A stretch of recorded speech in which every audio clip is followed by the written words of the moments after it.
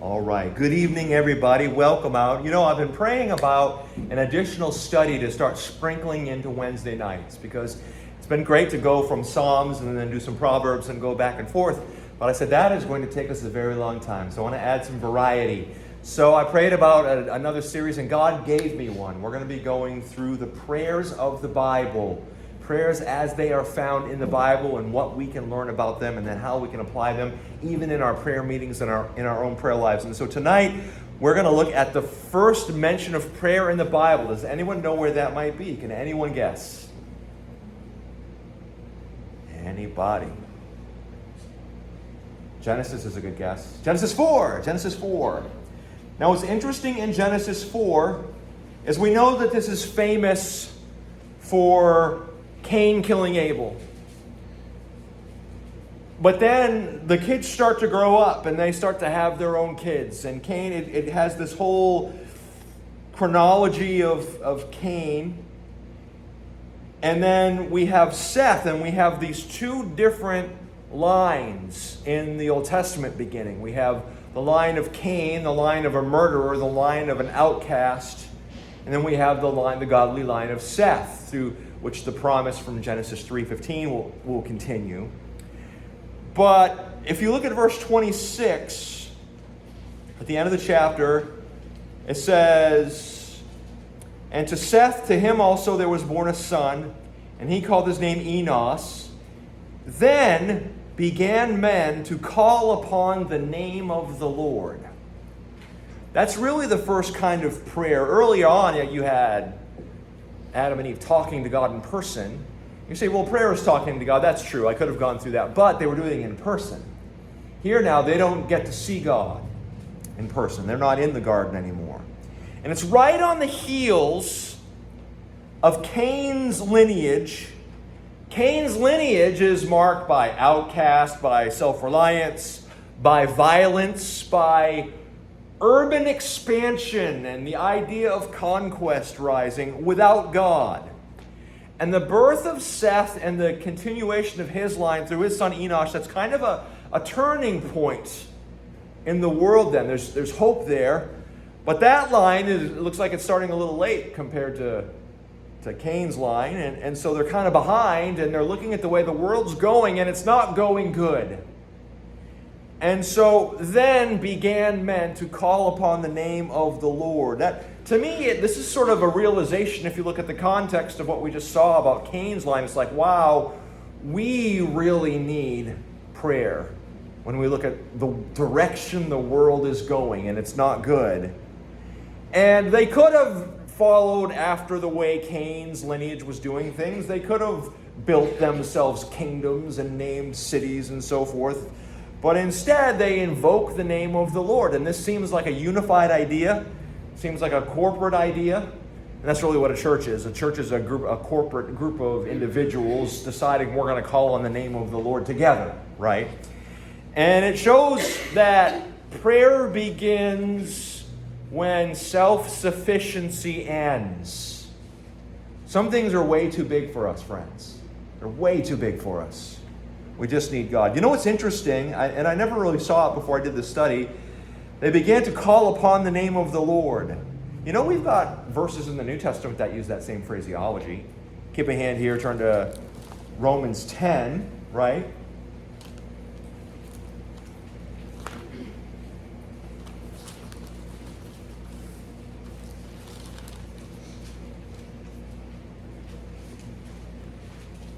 Romans 10:13 says, "For whosoever shall call upon the name of the Lord shall be saved."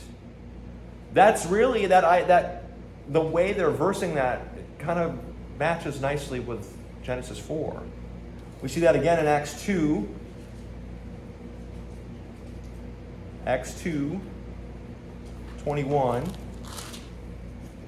I could have just quoted these, but they're close enough together to do some sword drills tonight on a Wednesday night, keep you awake. Talking about the end times, the sun, verse 20, being turned into darkness, the moon into blood, before the great and notable day of the Lord come. And it shall come to pass that whosoever shall call on the name of the Lord shall be saved. I believe Peter in Acts 2 and Paul in Romans 10 are drawing on this Old Testament posture we see in Genesis 4, where they called on the name of the Lord. Of course, in the New Testament, it's much more defined, right? We know who we're calling on. We're calling on the Lord Jesus Christ.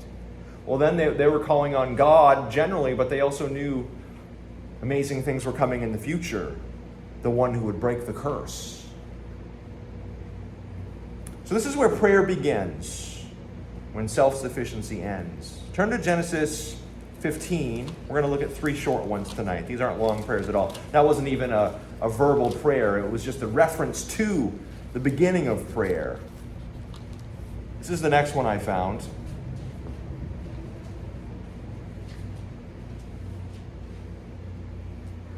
Abram's getting old in Genesis 15. God appeared to him in verse 1, said, "Fear not, Abram, I am thy shield and thy exceeding great reward." And Abram said, "Lord God, what wilt thou give me, seeing I go childless, and the steward of my house is this Eliezer of Damascus?" And Abram said, "Behold, to me thou hast given no seed, and lo, one born in my house is mine heir."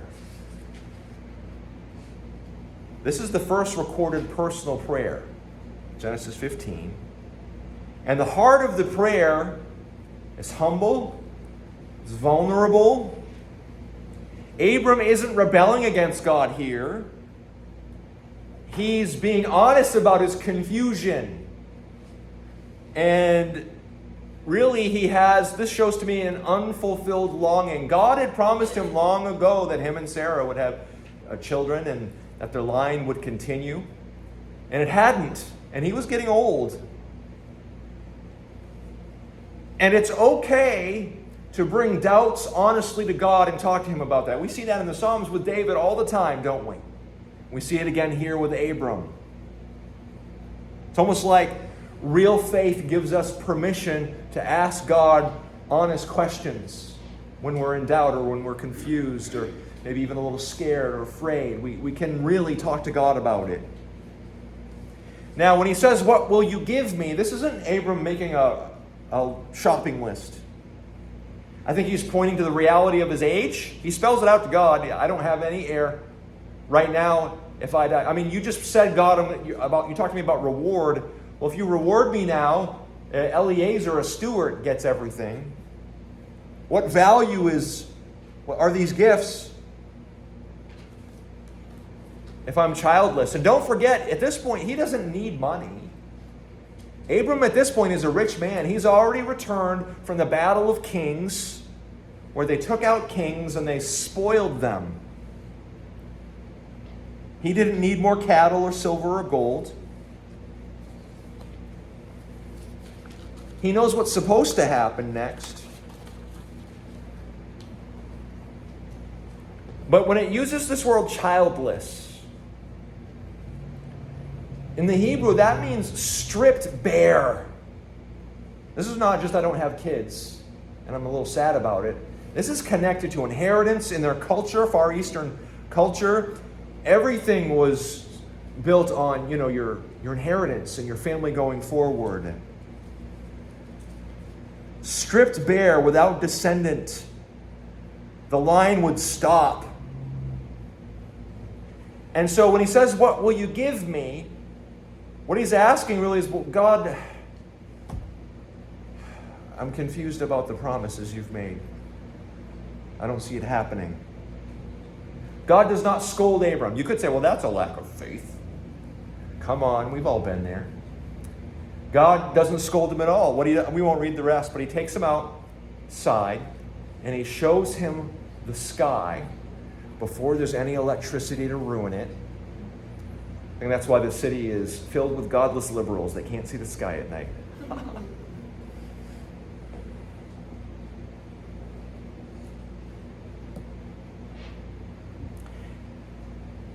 Shows him the stars of the sky and says, you won't be able to number. Just trust me, Abram. You won't be able to number these, your own descendants.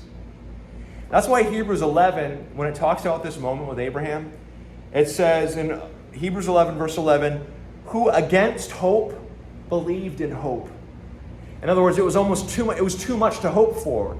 It was something that would be impossible to hope for, because biologically at that point, it was impossible for them. No one had ever seen people of that age have children before. So against the hope, against what seemed even possible, he still believed in God, that he might become the father of many nations. But we see here he wrestles with that. And it's okay. It's okay to wrestle with faith a little bit. But remember, God's promises always come true. Talk to him about it. And that's where the point of prayer for this, what's the point of this prayer?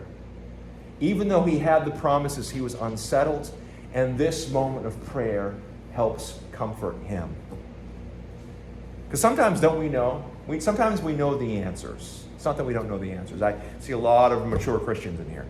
It's that even though we know the answers, we're still struggling and hurting, right? So that's when you need prayer most. More up here won't help. You need more here. That is prayer number 2 for tonight, Genesis 15. And we will look at one more. Genesis 16.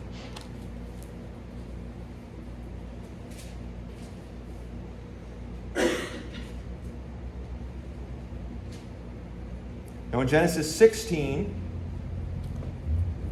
this is after Sarai and Abraham had made the huge mistake of trying to help God out. God said, you're going to have a son. They said, well, we don't see how. Let's use a concubine, a slave. Let's use Hagar. And that was not God's perfect will. But it certainly wasn't her fault. She didn't really have any say. And now, well, although it was a mistake later on that she started to flaunt the fact in front of Sarah that she had a child and Sarah didn't. And, who do you think you are, slave? You don't get to treat your masters that way. And so they treat her tough. I don't know what exactly. Did Sarah beat her slave? Maybe. The scriptures don't tell us in particular. It says they dealt with her harshly. And so she flees. She flees into the desert with Ishmael. Fled in verse 6.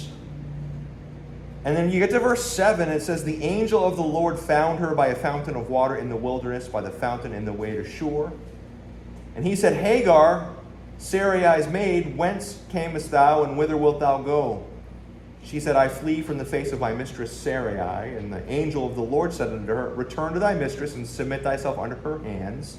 And the angel of the Lord said unto her, I will multiply thy seed exceedingly, that it shall not be numbered for multitude. And the angel of the Lord said unto her, behold, thou art with child, and shalt bear a son, and shalt call his name Ishmael, because the Lord hath heard thy affliction. And he will be a wild man. His hand will be against every man, and every man against him. And he shall dwell in the presence of all his brethren. And she, now this is her prayer, she called the name of the Lord that spake unto her, thou God seest me. For she said, have I also here looked after him that seeth me? Now again, a very simple, small prayer idea. Most of the story is the fact that God was willing to go out there to her in the wilderness. Of course, it's not far for God. Nothing is. But it makes it sound like he had to put in an effort to go to her, right? And it's not effort for God, but what it's showing is God proactively chooses this relationship. God puts in the effort to show her he's there, he hears, he sees, he knows everything that's going to happen. He gives her direction about what she should do, gives her comfort for her future.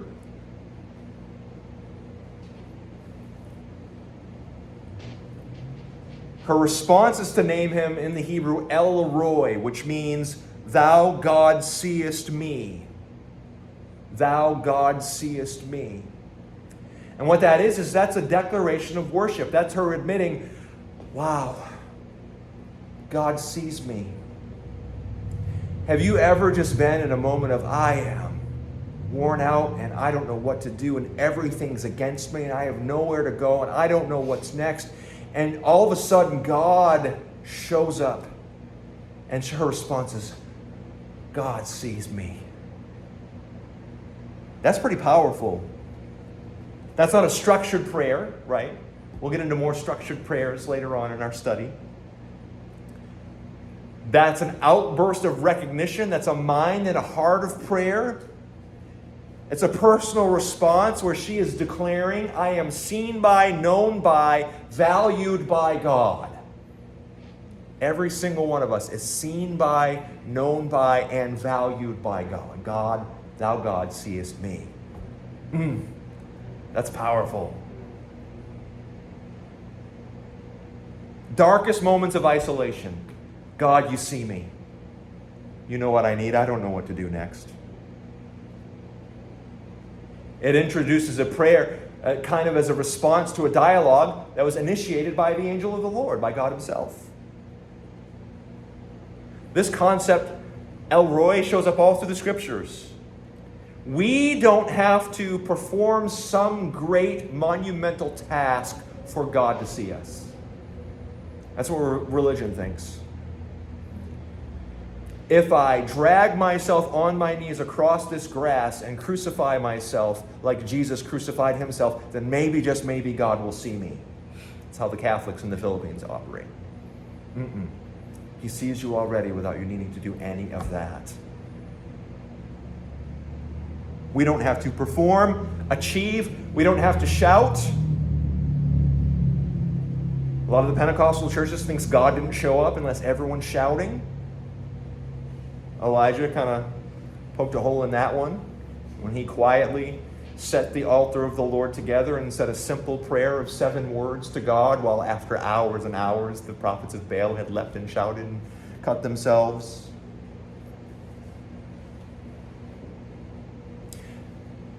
Feeling unseen is hard in any relationship. Loneliness, insignificance, all these things will fill our hearts. But God sees you. God's gaze is over us all the time.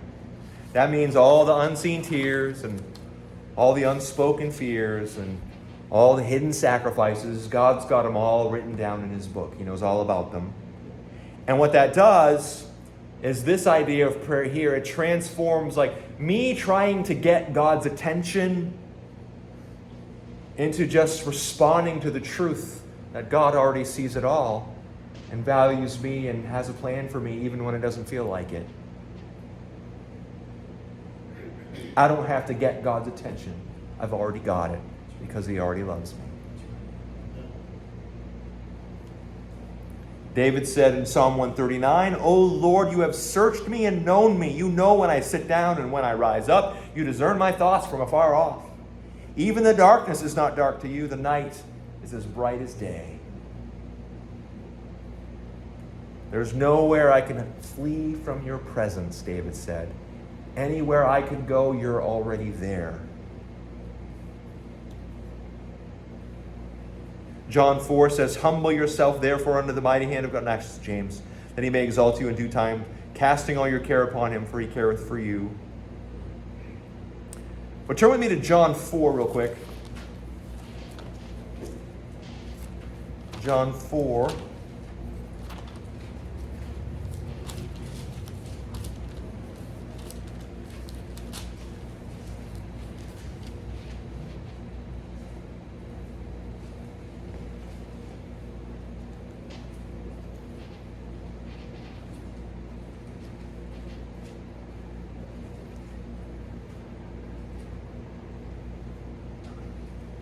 Verse 13 and 14, Jesus answered and said unto her, Whosoever drinketh of this well shall thirst again, but whosoever drinketh of the water that I shall give him shall never thirst, but the water that I shall give him shall be in him a well of water springing up into everlasting life. Here's the Samaritan woman at a lonely desert well. Here we have Hagar, the slave, at a lonely desert fountain. Jesus meets her here. God met Hagar there. Very similar moments, right? God is a spirit. God seeks worshipers. All these ideas in John 4 tie in very well with the Hagar moment, the Hagar story. And he calls us to his rest, right? So those are 3 ideas, the 3 initial early prayers we can see from the book of Genesis that have a point, right? In Genesis 4:26, we have Seth and his godly line corporately coming together to call on the name of the Lord because they saw the way the world was going.